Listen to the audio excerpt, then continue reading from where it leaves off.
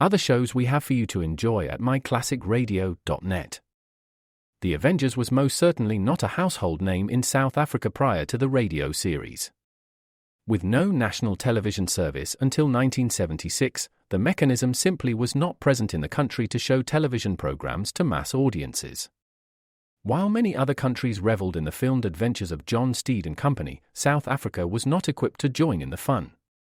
The series took Britain by storm and made a major impression in the American markets, being that greatest of rarities, a British series given a network transmission slot. However, as a filmed series, rather than a videotaped one, The Avengers was able to gain a modicum of exposure in South Africa through film rentals. Come and listen at myclassicradio.net.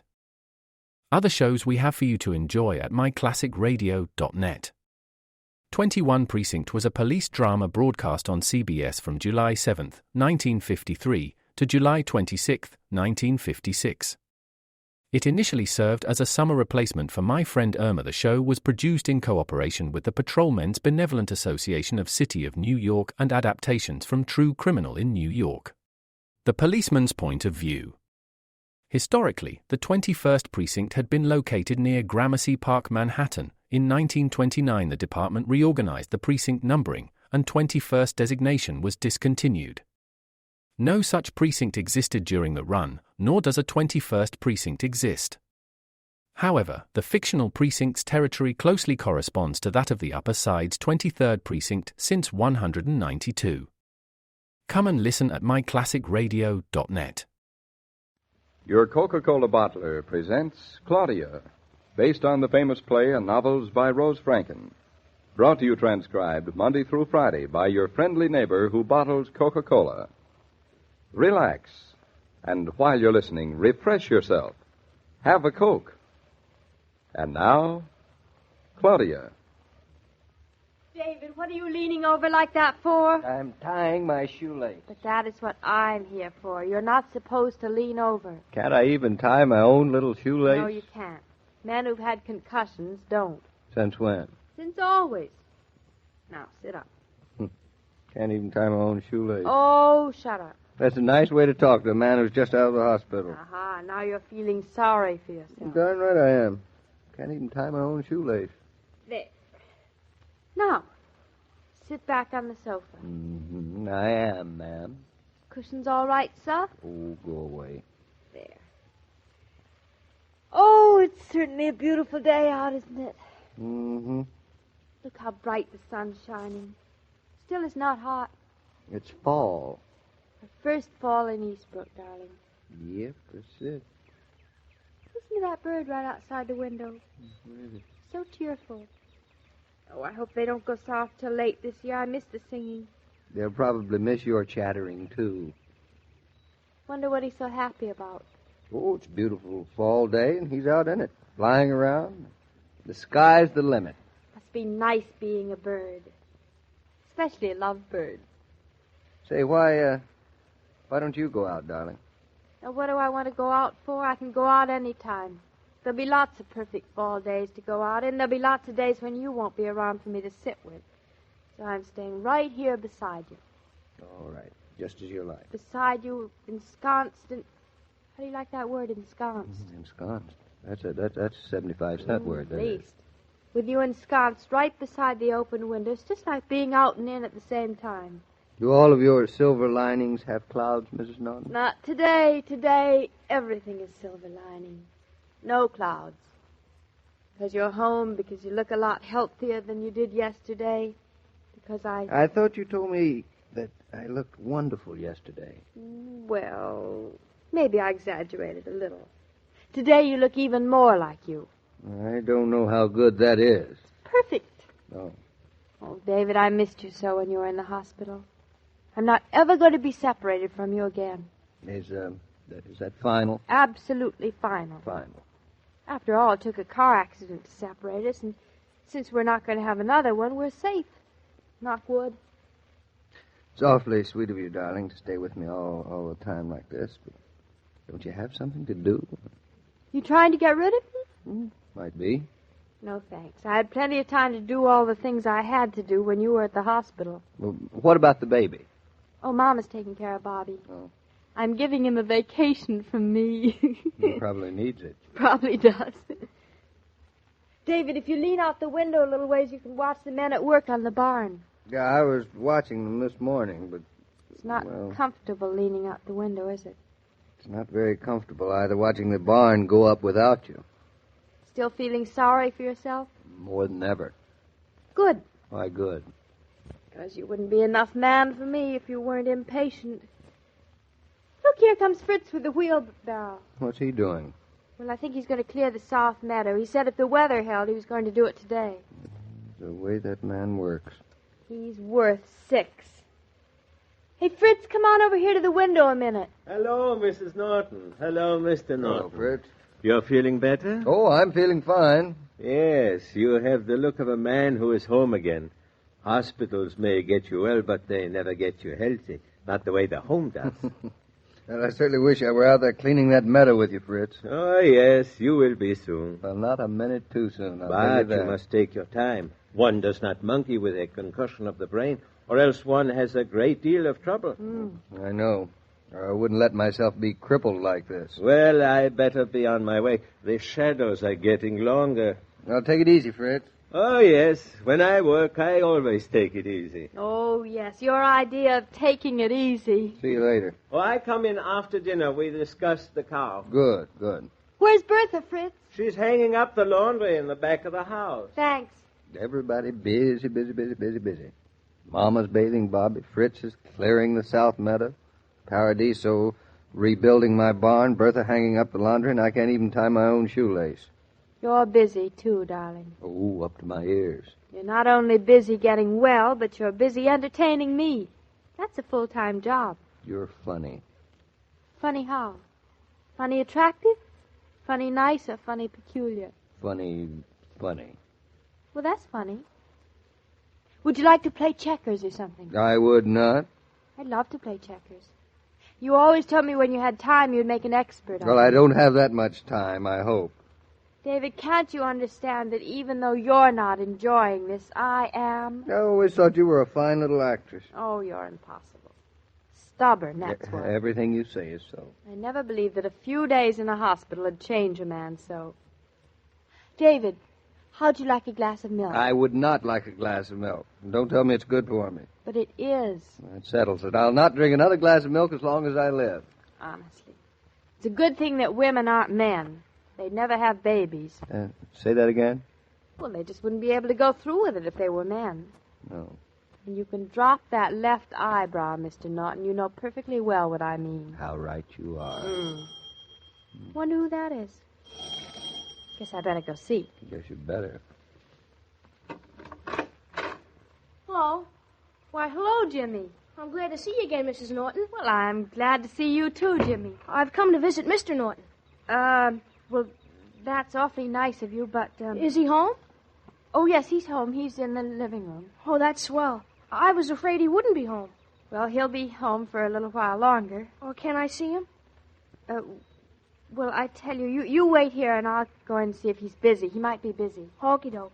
How's your little baby, Mrs. Norton? Oh, he's growing fast, Jimmy. Maybe someday he'll be old enough to play with you. Oh, he'll never catch up with me. He's too little. I'll be right back, Jimmy. David, it's a visitor for you. Who is... Jimmy. The little boy you went fishing with, remember? What's he doing here? Well, he's come to visit with you. He was so pleased when I told him you were home. He's a nice kid. How about seeing him? He's come all the way over here. I suppose I should. Good. I'll tell him to come in. He won't stay too long, darling.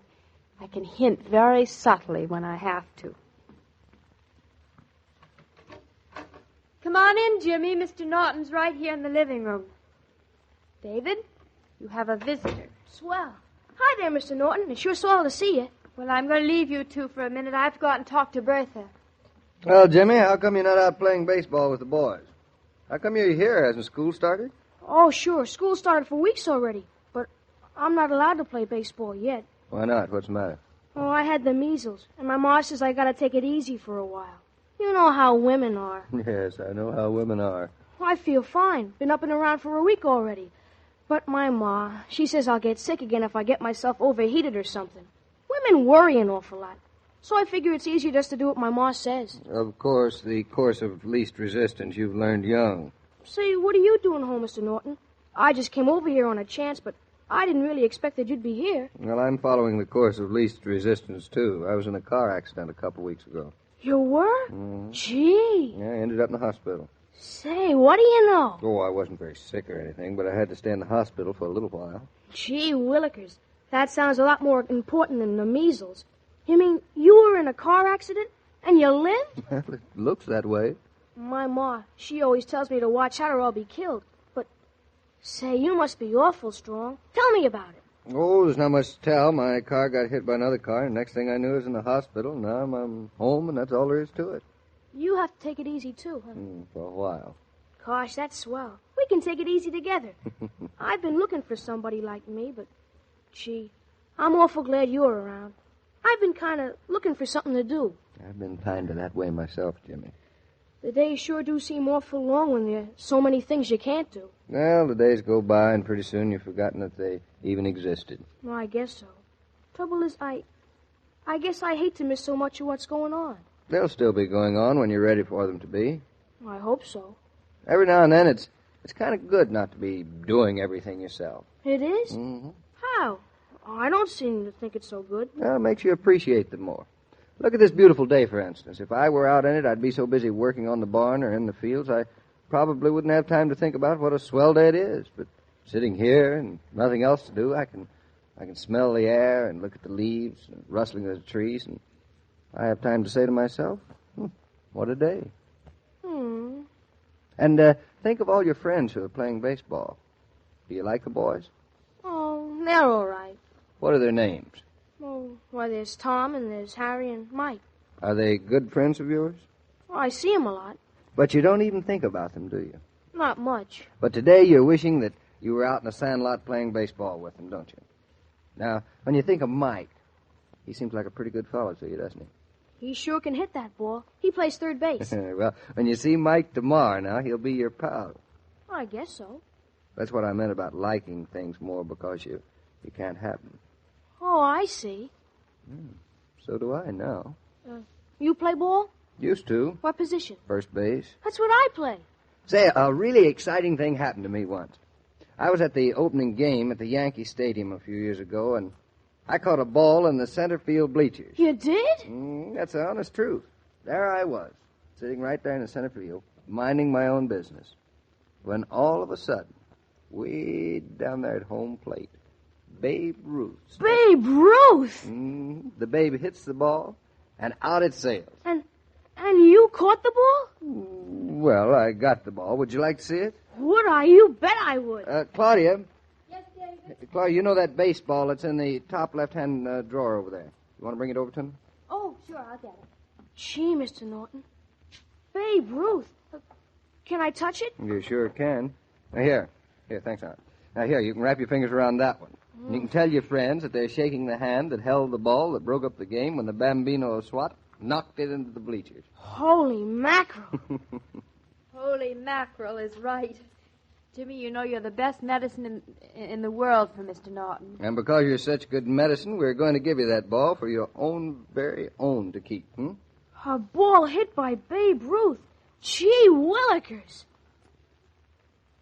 Youth has its favorite tunes, its favorite costumes, its favorite books. And when young people are out for a good time, ice-cold Coca-Cola is what they order. Coke is what they like at home, too, for their own pleasure and as a hospitable greeting to their friends. Keep plenty of Coke on hand, and your home is likely to rate high with a junior set. Swell guy, that Mr. Norton, isn't he? Oh, I think he's the best, Jimmy. Can you beat it? I'm going to get a ball hit by Babe Ruth. Oh, that certainly is something, boy. It sure is. What did I do to get it? Well, have you ever tried to explain something to somebody else and, in explaining, understood it better yourself? Yeah. Well, that's what you did for David. You let him understand better. And that's all I did. Boy, I got some present for doing a little. Well, actually, presents, Jimmy, don't have to be deserved at all. They're just for giving. But come again tomorrow. David needs company or he'll get himself into trouble. Into trouble? So much time on his hands, you know.